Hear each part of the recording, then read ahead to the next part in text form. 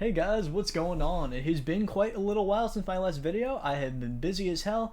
I was gonna do a different pickups video about a week ago, but then I just ended up getting lazy and putting everything back on the shelf. But I did end up getting some cool stuff, one of them being Resident Evil 4 for the PS5. There's gonna be a ton of pickups videos coming soon because I ordered a lot of stuff around this time, and yeah, you're gonna end up seeing a lot of cool stuff. On top of that, I'm going for the Guitar Hero Full Series FC right now, so you're gonna see a haul of a bunch of stuff relating to that since I wanted to get the equipment and the games and all the stuff I needed to go for it. So kind of went on a tangent here. The main focus of this video is just showing some of the stuff I got from the retro game store, Mr. Cheapo. I went there before work today. I had about maybe 15 minutes before I had to open my store, so I went right to the place and picked up a lot of stuff. Initially, I was just going in to just kind of browse around, see what they possibly would have had, and they had a lot of stuff that I wanted this time around. So I decided to really dive in. There really is a ton of stuff in here that I didn't expect to be walking out of. I'm not going to say the exact price of what I spent, but let's just say it wasn't cheap. Hence the name. I mean, despite the name, Mr. Cheapo, I spent a lot of money today. So, yeah. One thing I have to say though is I haven't bought a GameCube game since like 2020, maybe 2021, and this haul like consists of a majority of GameCube games. So this is pretty interesting, very exciting. I finally get to dive back into GameCube after all this time, so it's gonna be pretty cool. Without further ado, guys, let's get right into showing what I got. Yeah, immediately I had to switch the camera angle because for some reason in the position it was at, my desk was wiggling the thing whenever I touch it. So yeah, new angle. Hope you guys enjoy. I actually just rebuilt my gaming room. There's actually going to be a video about that very soon. Just got to rewire everything and get everything the way I want it to be. So first game in the haul, I should say, is Spider-Man for the PlayStation 1. So I also have the Dreamcast version of this. Technically I have it pirated because I'm a dirty pirate, but always wanted to play the original one on PlayStation, just because it's one of those games that I really grew up with in terms of the Spider-Man on PS2, or GameCube I should say, and Spider-Man 2. Those are some really big childhood games for me, and on top of that, Spider-Man Miles Morales is in my top 5 favorite games of all time, so I've always been into the Spider-Man games. For a while, I've wanted to get the PS1 version of the game just to see how it played on the original PlayStation and just, give it a run from before they had the special, web mechanics that were built from Spider-Man 2 and beyond. So definitely want to give this one a shot. I'm going to be playing it very soon. It actually looks pretty cool. I just have to, replug in all my retro consoles and start that up. Probably going to do it on my PS2 if anything. Next up on my list is the first GameCube game that caught my eye. Essentially, I played the first one a lot when I was a child and never got the second one. That game being Super Monkey Ball, and this one being Super Monkey Ball 2. So I'm very interested to see how the sequel was. I did play the remaster that they made on the Series X and PS5 and Switch and all that stuff.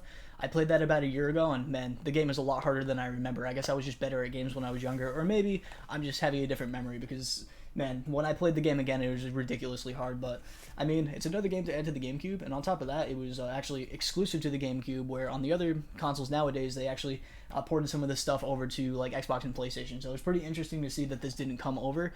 You had like that very awkward phase of when the Dreamcast had just died out, and you were getting Sega games exclusive to multiple different platforms, whether it be PlayStation, Xbox, or GameCube. It wasn't just like it was strictly third party. They made deals with everybody to get their games on their platforms, which I always thought was really interesting. Straight out the bat of just being exclusive on multiple platforms. You would think that right after your console died that you pretty much just put your games everywhere to try to at least make the loss of revenue come out a bit quicker, but maybe it enticed people more. Who knows? All I know is it definitely enticed me when I played this game. I played it, or at least the first one, when I was younger, so definitely interested in getting into Monkey Ball 2. Let's look at the next game. So most game collectors aren't PC gamers for the fact that, for the most part, PC gaming has mainly gone digital for the most part, so a lot of people have stayed away from it. I happen to be one of those people that's always been a big mix of playing on both. I really do prefer playing on PC over console for the most part when it comes to at least turning up the settings and getting a better playing experience, where on the console side of things I prefer it because of the physical things. When I'm able to do both physical and on my PC, that ends up being an absolute best of both worlds to me. So I decided to pick up Fear 2 Project Origin. Now, I notice up top it says Games for Windows, which has been discontinued and no longer essentially works anymore. So I don't know how the features of this game will necessarily work, if they will work, or if they're going to need a patch or workaround. But all I know is Review Tech USA doesn't shut up about the Fear games and how they were like the best first-person shooters of all times, and he's pretty much sunk that into my head. So when I saw this game, immediately right off the bat, I decided, I'm just gonna pick this thing up, give it a shot. I'm gonna play the first Fear. I think I have the trilogy on PS3 and 360 now, which is kind of funny. And then I think I have it on PC on Steam. I have over 300 Steam games. I play digital as well. But, I mean, this is definitely something I'd be interested in giving a shot. If I'm not going to play the physical version, just in case the Games for Windows, if that ends up being an issue, I'll just play the Steam version and just keep this in my collection. But, honestly, I always loved the PC physical stuff. I have a whole shelf full of some PC games in my basement that someone threw out a long time ago. And, man, I don't know what it is with me, but I really am, I love it when it comes to physical games on PC. Next up, I really don't have anything to say about this because it's a Wii U game, it's a Mario game, it exists. I just wanted it to add to the Wii U collection. I would like to eventually have a complete Wii U collection. I just saw this on the shelf, I saw it said Mario, I saw it was a Wii U game, I added it to the collection, no questions asked. So this next one right here is a big one. Essentially, when I was looking at the shelf and stuff and I looked at the game, I misread the price tag of what it actually said. I'm not going to say exactly what it was because it was ridiculous, but I really wanted the game. I've wanted it for a long time. It was right there in front of my face, and I kind of just said, screw it, let's do it. There's nothing holding me back. I'm making good money this week. I saved a decent bit. Let's just go for it. Let's absolutely do it. So I own this game on the Wii already. It was actually in one of my most recent pickup hauls because I got it very recently, but I saw the Gamecube version and decided to pick it right up. That is The Legend of Zelda Twilight Princess for the Gamecube, complete in box. So I had to absolutely do it. A Zelda game on the Gamecube, I just didn't want to pass that up, especially since it's just a really good game. I've wanted to play the Gamecube version for a long time. If I remember correctly, this launched side by side with the one on the Wii as well. Essentially, they mirrored the versions for each other, so one side was like left-handed Link, the other side was right-handed Link, if I remember. So I've always heard that was pretty funny. I would definitely like to play both versions and see which one I like better. Most people tell me the Gamecube version is the definitive version, but I'm not sure yet. I definitely have to give it a shot though, and just having it in my collection now is absolutely amazing. I've wanted to have a Zelda game on the Gamecube for some time now, and I finally have it. So yeah, very happy to own this one. Next up, we got another game that I've heard of but never really played or even looked into. It always looked pretty interesting to me, and I always see people add this to the collection, or retro game stores post a picture of it all the time, so I assume it's something that people like. This one is called Enter Matrix. I believe this one was also complete in the box, and funny enough, this has two discs. This has the disc 1 and disc 2, I guess at this point. Maybe, I don't really know much about it, but I see in there that it looks like it's just multiple things. This looks definitely interesting. I would definitely like to give it a shot. And yeah, I mean, I don't really know what to say other than, hey, this looks really cool.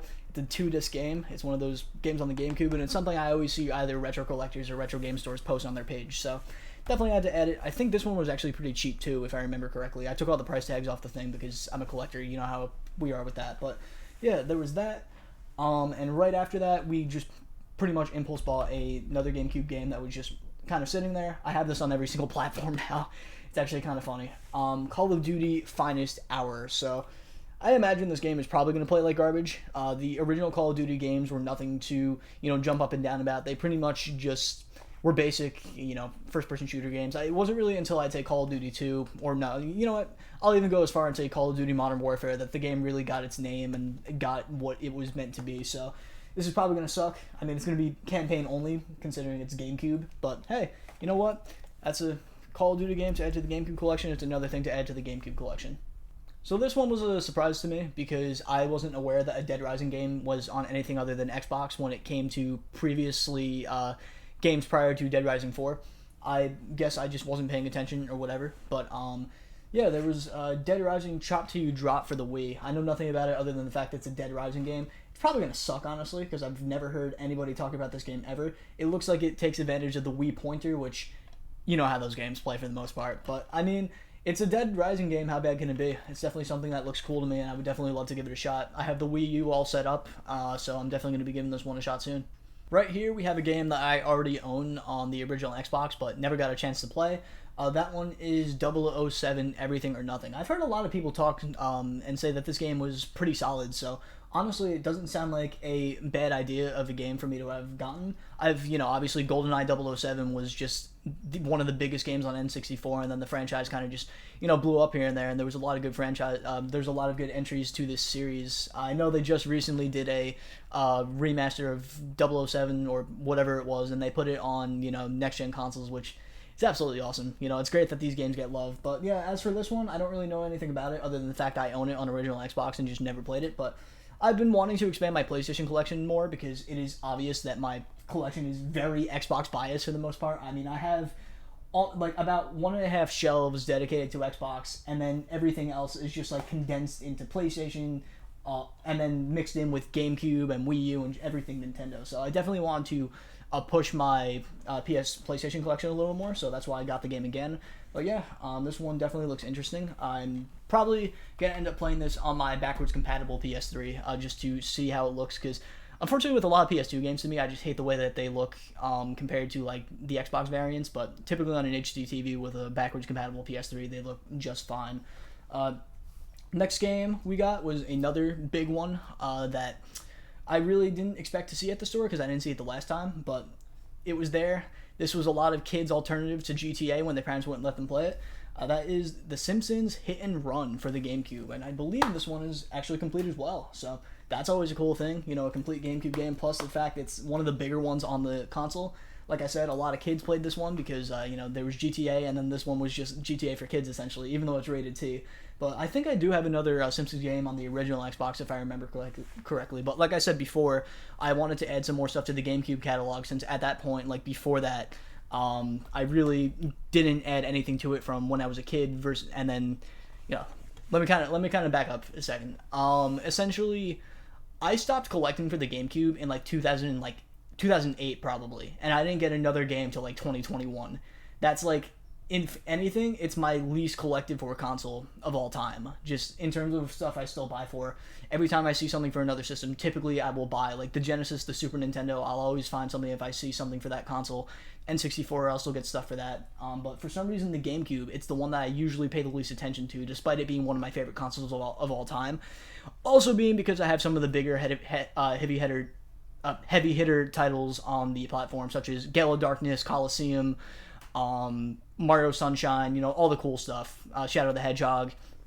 So when it comes to GameCube, I guess I was just satisfied for a really long time. So I'm definitely going to be collecting for that a ton more. As I mentioned in this video, I did get a lot here, and it's going to end up, just getting more over time. Now, the very last game that I got was kind of a stupid one. Kind of no 100% purpose behind it other than the fact that it came with the dancing board. I got the boxed copy of High School Musical 3 for the PlayStation 2. I'm probably never going to play the actual High School Musical game. The one thing that I really took it for was the dance pad. I wanted to see if this was possibly compatible with any other rhythm game that would use something like this. It's pretty funny that I actually ended up getting this game. Plus, it was only $13, and I figured why not? It's one of the big box PS2 games. I always love the big box games. They're always very interesting to me. So this is kind of like a collector's edition, if you consider it one of those these days. It's really cool. Comes with the pad. Comes with the game. This is something like a lot of the stuff here. Not something I was expecting to see when I walked into the store, especially because they're mainly a music store. But anyway, guys, that's everything in the video. This was a giant haul. This was a major haul, and this is not the end. I got some really, really cool stuff coming in my next video. As a matter of fact, I'm going to spoil a little bit. I got a PlayStation kiosk, and I'm going to be covering that very, very soon for the PS4. GameStop threw it out. I took it home, gutted it, put my PS4 Pro in there.